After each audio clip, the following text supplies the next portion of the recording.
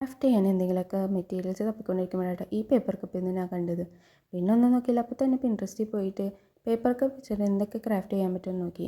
അങ്ങനെ ഒരു paper basket choose ചെയ്ത് ഞാൻ അത് തന്നെ ചെയ്യാമെന്ന് വിചാരിച്ചു. അതിന് ആദ്യമായിട്ട് മേളിലുള്ള സംഭവം ഇങ്ങനെ വെട്ടിയെടുത്ത് അതിന് ശേഷം പേപ്പർ കപ്പിൻ്റെ ചുറ്റും ഇതേപോലെ വെട്ടിയെടുത്ത് അങ്ങനെ സംഭവം എടുക്കണം. അങ്ങനെ എടുത്ത് കഴിഞ്ഞാൽ പിന്നെ മെയിനായിട്ടുള്ള പരിപാടി മടക്കണ പരിപാടി കേട്ടോ. അത് കുറച്ച് ശ്രദ്ധിച്ച് തന്നെ ചെയ്യണം. സംഭവം നമുക്ക് വീഡിയോ കണ്ടു കഴിഞ്ഞാൽ പെട്ടെന്ന് അങ്ങോട്ട് മനസ്സിലാവില്ല എന്താ ചെയ്യണമെന്ന്. 2-3 പ്രാവശ്യം കണ്ടപ്പോഴാണ് എനിക്ക് മനസ്സിലായത്. ചിലവർക്കൊക്കെ അത് കാണുമ്പോഴേക്കും കത്തും എന്താ ചെയ്യേണ്ടതെന്നുള്ളത്.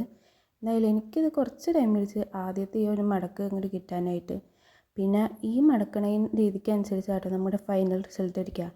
അത് ഒരു നല്ല ഭംഗിക്ക് മടക്കുമ്പോൾ നമുക്കത് ഒരു പെർഫെക്റ്റ് ആയിട്ട് ലാസ്റ്റ് കിട്ടും.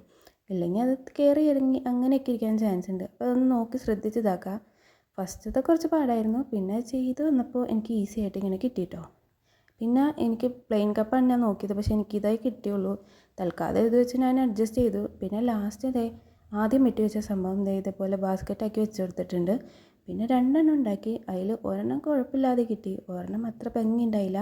പക്ഷെ എന്തായാലും എനിക്ക് അത്ര പെർഫെക്റ്റ് ആയിട്ട് തോന്നിയില്ല. നിങ്ങൾക്ക് എന്തായാലും ഇഷ്ടമായ ചാനൽ സബ്സ്ക്രൈബ് ചെയ്യുക, പിന്നെ വീഡിയോ ലൈക്ക് ചെയ്യുക, ഷെയറും ചെയ്തേക്കണേ. പിന്നെ എൻ്റെ ബാക്കി വീഡിയോസും കാണണേ.